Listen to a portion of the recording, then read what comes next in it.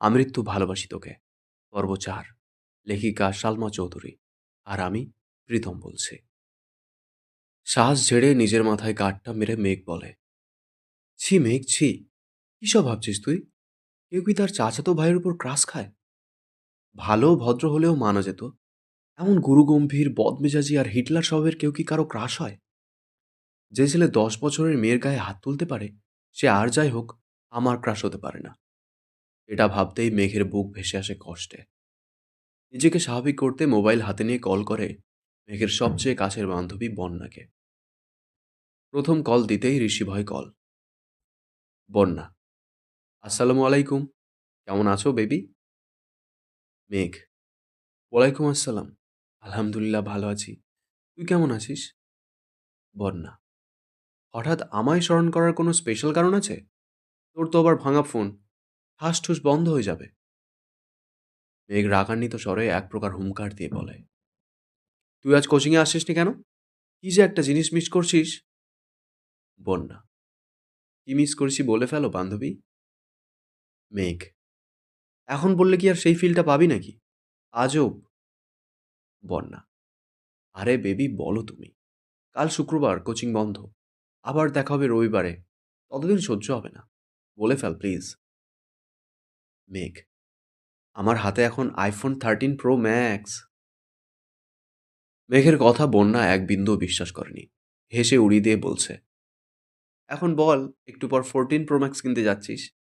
যাকে তার ভাই একটা আধা ভাঙা ফোন দিয়েছে ব্যবহারের জন্য, দিনে ১০০ বার বন্ধ হয়ে যায়, তার হাতে নাকি আইফোন। তুই কি ঘুম থেকে স্বপ্ন দেখে উঠলি নাকি? মেঘের উৎফুল্ল মেজাজ আচমকাই বিগড়ে গেল। অভিমানী স্বরে বলল, কাল আবির ভাই আসছেন বিদেশ থেকে, উনি নিয়ে আসছেন আমার জন্য। বন্যা, তাই বল। না হয় তোর যে ভাই, সে তোকে এই জীবনে ফোন কিনে দিত না। তোর বাবা দিতে চাইলেও সে আছাড় মেরে ভেঙে ফেলতো। ওয়েট ওয়েট, এই আবির ভাইটা কে রে? যে তোকে ছোটবেলা মেরেছিল সে? মেঘ মুখ কালো করে উত্তর দিল, হ্যাঁ, আমার চাচাতো ভাই। বন্যা, তা তোর প্রতি এত মায়া হলো কিভাবে ওনার? মেঘ, জানি না। শোন তোকে কি বলি। বন্যা, হ্যাঁ বল। মেঘ, আসলে আজকে বিকালে আবির ভাইয়াকে দেখে ছোটখাটো একটা শখ খেয়েছি। বন্যা, মানে?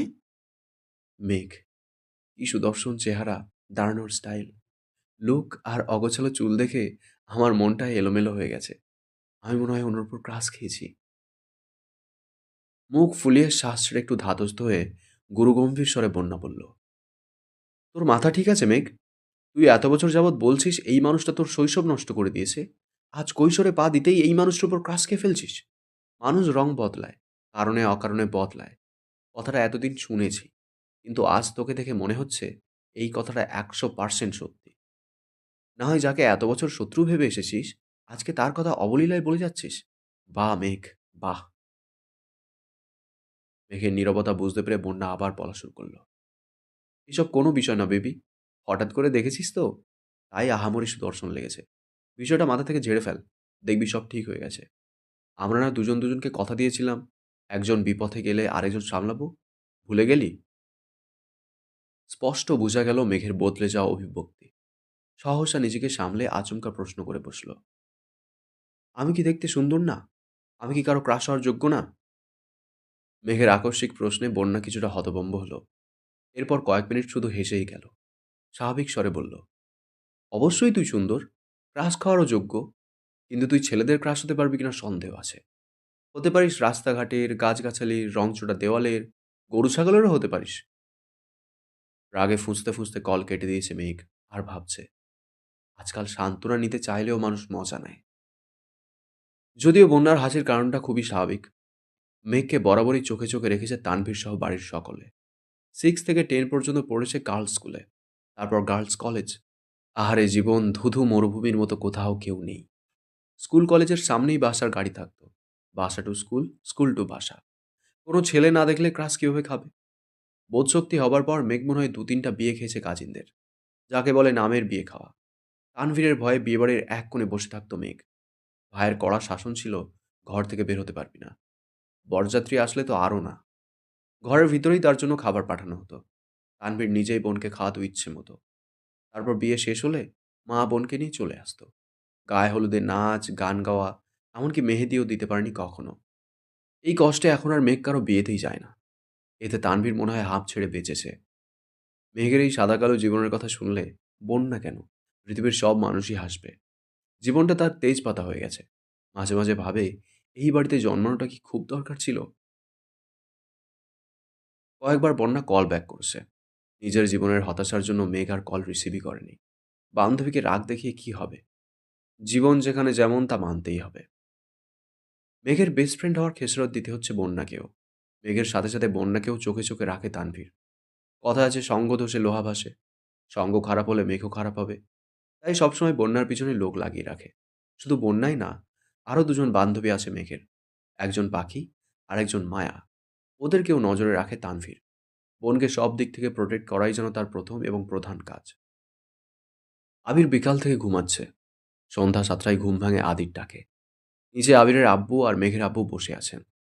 আবিরের বাইক কেনার কথা শুনেই তাড়াতাড়ি চলে এসেছেন অফিস থেকে। আবির ঘুম থেকে উঠে চোখে মুখে পানি দিয়ে টাওয়েল দিয়ে কোনোরকম মুখটা মুছে তৎক্ষণাৎ রুম থেকে বের হয়। সে তার বাবাকে খুব ভালো করে চেনে। ডাকার সঙ্গে সঙ্গে উপস্থিত না হলে বাড়িতে তাণ্ডব শুরু করে দেবেন। আবিরের চোখে মুখে ঘুমের প্রভাব স্পষ্ট। ব্যস্ত পায়ে হাঁটছে সে। আচমকা এলোমেলো পায়ে ছুটে রুম থেকে বের হয় মেঘ। চুলগুলো অগোছালো। আকস্মিক ধাক্কা এড়াতে চটজলদি নিজেকে নিয়ন্ত্রণ করে অগ্নি দৃষ্টিতে তাকায় আবির। তৎক্ষণাৎ মোটা ভ্রুযুগল শিথিল হয়ে যায়। অমাত্য চেয়ে রইল সে। এক মুহূর্তের জন্য মস্তিষ্ক থমকে গেছে আবিরের। দৃষ্টি তার প্রখর। আচমকা হাঁটা থামাতে শ্বাস ভারী হয় আবিরের। কালো জামা পরিহিতা এক ললনার দিকে দৃষ্টি পড়ে। আপাদমস্তক দেখল একবার। কালো জামাতে যাকে অপসরার ন্যায় লাগছে। এলোমেলো চুলগুলো তার কোমর ছাড়িয়েছে। চুল দেখে মনে হয় জীবনানন্দ দাশের বনলতাকে উদ্দেশ্য করে লেখা। চুল তার কবেকার অন্ধকার বিদিশার নিশা। দ্রুত গতি থামাতে গিয়ে মেঘের ছোট দেহ কম্পিত হয়। দৃষ্টি পড়ে 6 ফুট লম্বা মানুষটার বুকে। মেঘ মুখ তুলে তাকায় সেই মানুষটার চেহারার পানে। আবিরের চোখের দিকে বিস্ময় আবির্ভূত নয়নে তাকিয়ে আছে মেঘ। পলকও পড়ছে না একটিবার। আবিরের চোখে মুখে ছিটানো পানির ঝাপটায় এলোমেলো চুলগুলো থেকে চুইয়ে চুইয়ে পানি পড়ছে, যা তার পরনের সাদা টি শার্ট অল্প স্বল্প ভিজিয়ে দিচ্ছে। সেদিকে খেয়াল নেই আবিরের। আবির কয়েক সেকেন্ড স্তব্ধ থেকে হঠাৎ চোখ সরিয়ে পুনরায় রুদ্র মূর্তি ধারণ করে সবেগে হাঁটা দেয় সিঁড়ির দিকে। পিছন থেকে অষ্টাদশীর কোমল কণ্ঠে ডাক শুনে থমকে দাঁড়ায় আবির। তবে পিছনে তাকানোর প্রয়োজন মনে করেনি সে। মেঘ ভয়ার্ত কণ্ঠে বলে, থ্যাংক ইউ আবির ভাই। আবির শুনল কিনা কে জানে। এক মুহূর্ত দাঁড়িয়ে যথারীতি ব্যস্ত ভঙ্গিতে নিচে নেমে যায়। মেঘ ঠায় দাঁড়িয়ে আছে দরজার সামনে। থরথর করে কাঁপছে মেঘের হাত পা। মেঘের মনে হচ্ছে ভোঁ ভোঁ করে ঘুরছে সমগ্র পৃথিবী। কেন জানি দাঁড়িয়ে থাকার শক্তি পাচ্ছে না মেয়েটা। নিজেকে নিয়ন্ত্রণ করতে তাড়াতাড়ি দেয়ালে ঠেস দিয়ে দাঁড়িয়েছে। এতগুলো বছর পর আবিরের চোখে চোখ রাখল মেঘ। ভেতরটা ভয়ে আঁতকে উঠছে বারবার। অন্তরাত্মা শুকিয়ে যাচ্ছে মেঘের। সোফায় বসে আছেন দুই ভাই। বাড়ির মহিলারা রান্নাঘরে কাজে ব্যস্ত থাকলেও নজর তাদের এদিকে। কি হবে কে জানে। আলী আহমদ খান নিজের গাম্ভীর্যতা বজায় রেখে এক প্রকার হুঙ্কার দিয়ে প্রশ্ন করলেন, তুমি নাকি বাইক কিনেছ? এই কথায় হুঁশ ফিরে অষ্টাদশীর। কিছুটা স্বাভাবিক হয়ে দুপা সামনে এগিয়ে বারান্দার সাইডে দাঁড়িয়ে নিচে তাকায় মেঘ। নিচে সোফায় বসা আব্বু আর বড় আব্বু। তাদের থেকে কিছুটা দূরে দুহাত ভাঁজ করে শটান হয়ে দাঁড়িয়ে আছে আবির। জি, ভাবলেশীনভাবে উত্তর দেয় আবির। কিন্তু কেন? পুনরায় হুঙ্কার দেন তার আব্বু। আমার বাইক কেনার ইচ্ছে ছিল তাই কিনেছি। তুমি জানো না এই বাড়িতে বাইক কেনা বা চালানো নিষেধ? এবার প্রশ্নটা চাচ্চু মোজাম্মেল খান করেছেন। হ্যাঁ জানি। 20-30 বছর আগে কি ঘটে গেছে তা নিয়ে আতঙ্কে থাকার কোনো মানে হয় না। যদি কপালে খারাপ কিছু লেখা থাকে, তাহলে সেটা 7 সমুদ্র পাড়ি দিলে হলেও আসবেই। সেটা আমি ঘরে বসে থাকলেও হবে, আর গাড়িতে চলাচল করলেও হবে। তোমরা দুই ভাই কি নিজেদের মর্জি মতোই চলবে? আলী আকবর খান রাগান্বিত স্বরে প্রশ্ন করলেন। বাইক কিনে যদি নিজের ইচ্ছে মতো চলা হয় তাহলে আমি দুঃখিত আব্বু। এই ব্যাপারে আমি নিজের মনের কথাই শুনবো। আমাদের নিজস্ব 3টা গাড়ি আছে। এত গাড়ি কেন কিনলাম? তোমাদের জন্যই তো। মোজাম্মেল খান কোমল স্বরে বললেন। গাড়িতে চলাচল আপনাদের ইচ্ছে, তাই আপনারা গাড়ি কিনেছেন। আমার গাড়িতে চলাচল করতে ভালো লাগে না, তাই আমি বাইক কিনেছি। এটা নিয়ে এত কথা বাড়ানোর কি আছে চাচ্চু? তোমাদের বাইক সম্পর্কিত জেরা শেষ হলে আমার তোমাদেরকে একটা গুরুত্বপূর্ণ কথা বলার আছে। আবির আব্বুর দিকে তাকিয়ে কথাগুলো বলল। এতক্ষণ বাড়ির মহিলারা রান্নাঘরে থাকলেও এবার আর থাকতে পারলেন না। এক ছুটে সবাই ড্রয়িং রুমে চলে এসেছেন। মেঘ তীক্ষ্ণ দৃষ্টিতে তাকিয়ে আছে আবিরের দিকে। এই বাড়িতে এত বছর কাউকে গলা উঁচু করে মুখের ওপর কথা বলতে শোনেনি সে। তানভীর ভাইয়া যত মেজাজ দেখিয়েছে সব মেঘের ওপর। বড় আব্বু বা নিজের আব্বুর মুখের ওপর কথা বলার সাহস হয়নি তার। আবির ভাই দুদিন হলো এসেছে, আজই বাবার মুখের ওপর নিজের মর্জি শোনাচ্ছে। এখন মেঘের মনে হচ্ছে উনি হিটলারের থেকেও বড় মাপের কিছু। মনোযোগ দিয়ে বাকি কথা শোনার চেষ্টা করছে মেঘ। আবির: আব্বু, চাচ্চু, আমি অনেকদিন যাবৎ চিন্তাভাবনা করেছি নিজে একটা কোম্পানি শুরু করার। তোমরা অনুমতি দিলে কাজ শুরু করব। মোজাম্মেল খান ও আলী আকবর খান দুজনের মাথায় যেন আকাশ ভেঙে পড়েছে। এত বছর ছেলেকে বাইরে রেখে পড়াশুনো করিয়েছেন, দেশে এসে নিজেদের ব্যবসার হাল ধরবে। দেশে পা দিতেই নিজে কোম্পানি খোলার চিন্তাভাবনা করছে ছেলে। মোজাম্মেল খান চিন্তিত কণ্ঠে বললেন, আমরা তো ভেবেছিলাম তুমি পারিবারিক ব্যবসাকে এগিয়ে নিয়ে যাবে। আবির কিছু বলার আগেই আলী আকবর খান বলে উঠলেন, ঠিক আছে, তুমি পড়াশুনো করে এসেছো, তোমার নিজস্ব মতামতের গুরুত্ব আমরা অবশ্যই দিব। তোমার নতুন কোম্পানি নিয়ে আমাদের কোনো আপত্তি নেই, তবে আমার একটা শর্ত আছে। তুমি আমাদের কোম্পানির সিইও হবে। আগামীকাল শুক্রবার অফিস ছুটি, তাই তুমি শনিবার অফিসে যাবে। তোমাকে অফিসিয়ালি সিইও পদ দেওয়া হবে।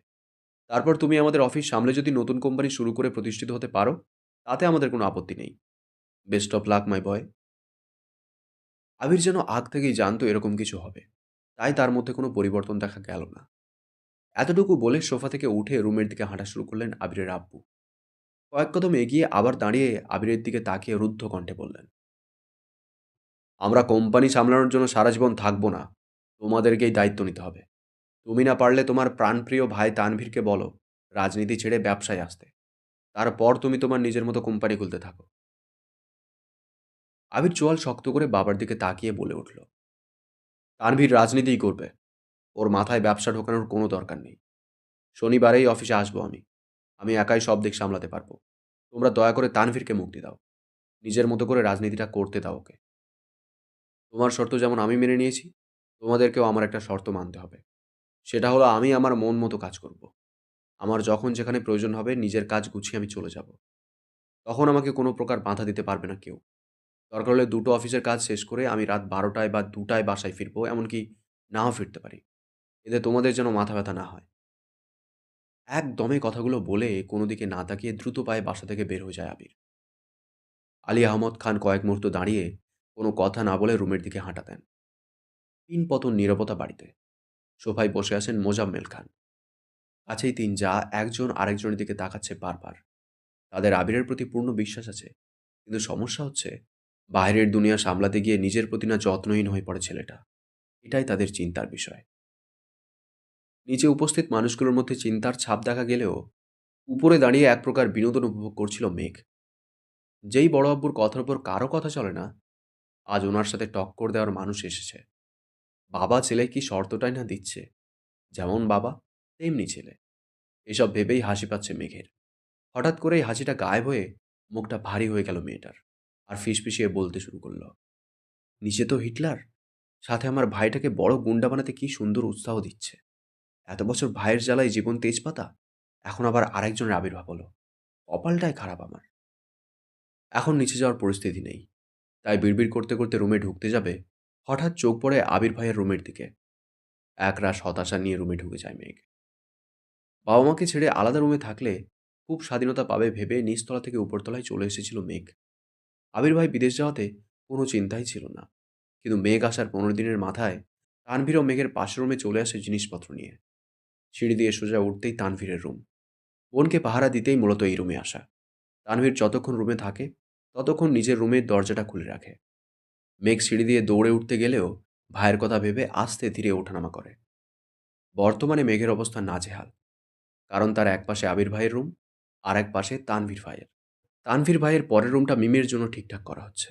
কিছুদিন পর থেকে মিমও উপরে থাকবে, কিন্তু তাতে কি, ভাইয়ের ঘর ডিঙিয়ে মিমির রুম পর্যন্ত যেতে পারবে কিনা সন্দেহ আছে। রাত ১০টার উপরে বাজে। সবাই খাওয়া দাওয়া শেষ করে যার যার রুমে চলে গেছে। আবির এখনো বাড়ি ফেরেনি। মালিয়া খান সোফায় বসে অপেক্ষা করছেন ছেলের জন্য। 10 থেকে 15 মিনিট পর বাড়িতে ঢুকলেন আবির আর তানভীর। মাকে বসে থাকতে দেখে কিছুটা রাগান্বিত হলো ছেলে। আম্মু, তুমি আমার জন্য এভাবে রাত জেগে বসে থেকো না প্লিজ। আমি নিজের মতো করে খেয়ে নেব। তোর বউ আসলে আমি আর অপেক্ষা করব না তোর জন্য, সহসা উত্তর দিলেন মালিহা খান। বড় আম্মুর কথা শুনে সশব্দে হেসে উঠল তানভীর। আবির ঘাড় ঘুরিয়ে তাকায় তানভীরের দিকে। সঙ্গে সঙ্গে তানভীর হাসি থামে ফেলে। নিঃশব্দে হাসছে সে। তানভীর বরাবরই ভীতু প্রকৃতির। বাহিরে যতই শক্তপোক্ত থাকুক না কেন, বাবা, চাচা আর ভাইয়ের সামনে সে যেন ভেজা বিড়াল। এতদিন যত কাজই থাকতো, ছেলেটা ৮টা-৯টার মধ্যে বাড়ি এসে সবার সাথে খেতে বসতো। কিন্তু আবির ফেরাতে টাইম শিডিউলে কিছুটা পরিবর্তন হয়েছে ছেলেটার।